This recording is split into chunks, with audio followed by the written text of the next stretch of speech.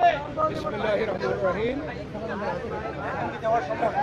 এখানে উপস্থিত আমাদের প্রিয় সাংবাদিক ভাই আজকে মাননীয় প্রধান উপদেষ্টা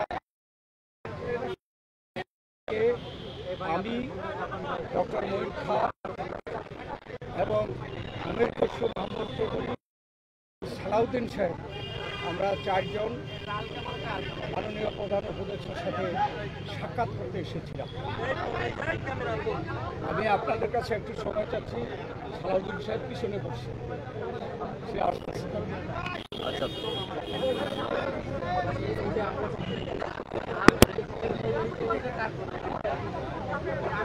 সালাউদ্দিন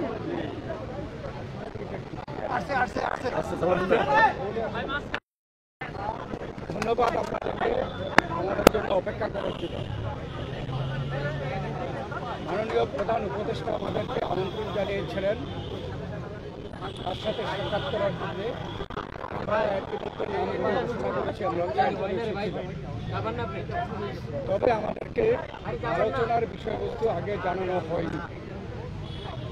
বর্তমান রাজনৈতিক প্রেক্ষাপটে আমরা করতে পেরেছিলাম, তার উপরে ভিত্তি করে আমরা একটা লিখিত বক্তব্য নিয়ে এসেছি এবং সেই লিখিত বক্তব্যটি আমরা মাননীয় প্রধান উপদেষ্টার সমীপে পেশ করেছি এবং সেই ভিত্তিতে আমরা আলোচনা করেছি। তার একটি সারাংশ আমি আপনাদের সামনে তুলে ধরতে চাই। বাংলাদেশে গণতন্ত্র উত্তরণের লক্ষ্যে বিএনপি প্রথম থেকে একটি সুস্পষ্ট জাতীয় নির্বাচনী রোডম্যাপ করে আসছে। আপনারা জানেন যে আমরা এটা প্রকাশ্যভাবে দাবি করে আসছি। সুষ্ঠু, নিরপেক্ষ ও অবাধ নির্বাচন অনুষ্ঠানের উদ্দেশ্যে সরকারের নিরপেক্ষতা বজায় রাখার স্বার্থে বিতর্কিত উপদেষ্টাদের বাদ দিয়ে উপদেষ্টা পরিষদ পুনর্গঠনের জন্য আমরা দাবি জানিয়েছি। বিএনপির নেতা কর্মী ব্যক্তিগতভাবে রাজনৈতিকভাবে পারিবারিকভাবে সবচেয়ে বেশি ক্ষতিগ্রস্ত হয়েছে আওয়ামী লীগের আমলে এবং সেই জন্য আওয়ামী লীগের বিচার সবচাইতে বেশি দাবি করে এই বিচার প্রক্রিয়া কোনোভাবে অসম্পূর্ণ থাকলে বিএনপি সরকারের দায়িত্বে যখন যাবে তখন বিচারের আওতায় এনে তা বিচার বিভাগের মাধ্যমে, স্বাধীন বিচার বিভাগের মাধ্যমে পরিপূর্ণভাবে সম্পন্ন করা।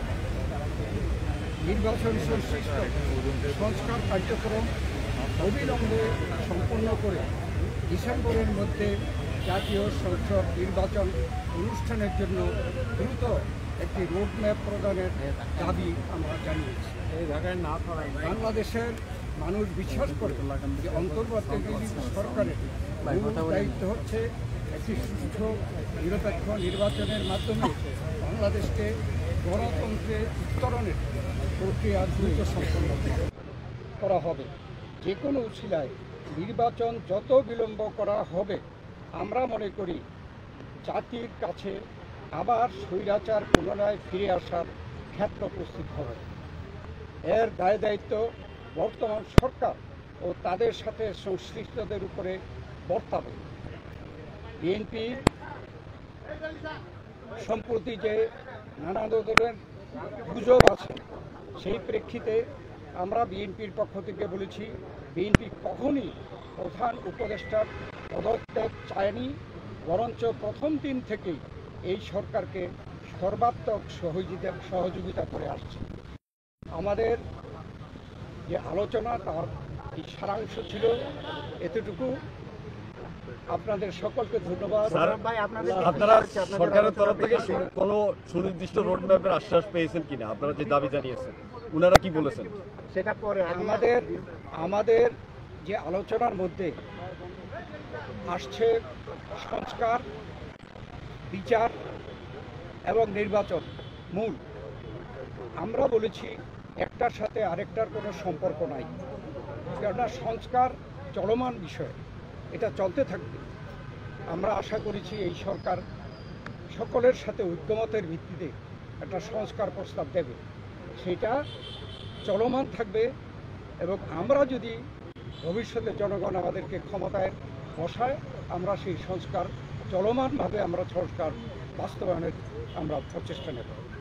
আর মামলাগুলোর ব্যাপারে বাংলাদেশ জাতীয়তাবাদী দলের আমাদের দেশনেত্রী বেগম খালেদা জিয়া, ভারপ্রাপ্ত চেয়ারম্যান তারেক রহমান থেকে শুরু করে আমরা এবং সেই তৃণমূল পর্যন্ত আমাদের নেতাকর্মীরা সবচেয়ে বিক্ষুব্ধ।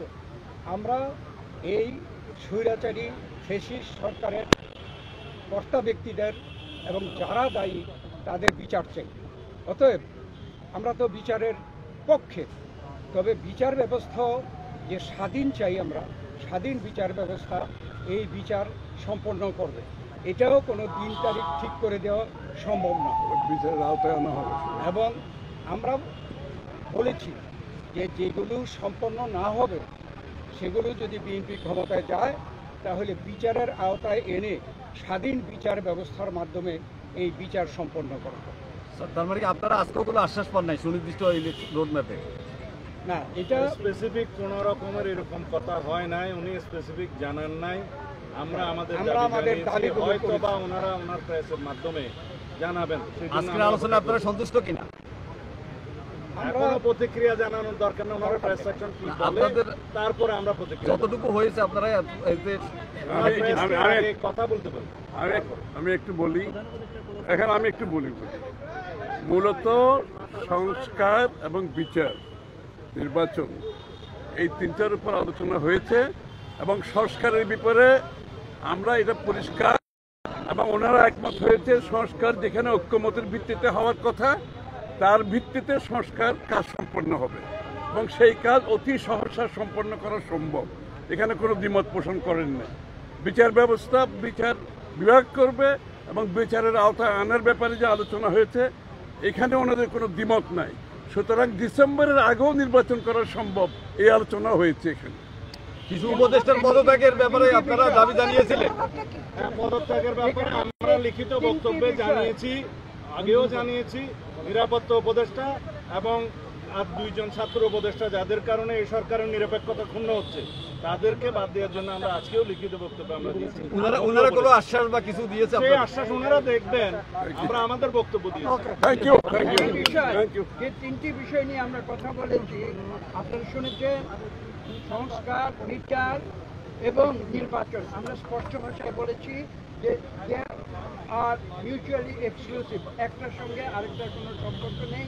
এবং যদি দ্রুত নির্বাচন দেওয়া হয়, আমরা স্পষ্ট ভাষায় বলেছি আজকে বাংলাদেশে যে নৈরাজ্য হচ্ছে, যে আইন শৃঙ্খলা পরিস্থিতির অবনতি হচ্ছে, এক অ্যানাউন্সমেন্টের ফলশ্রুতিতে বাংলাদেশের শান্তি, শৃঙ্খলা এবং গণতন্ত্র ফিরে আসে। ধন্যবাদ সবাইকে। Thank you.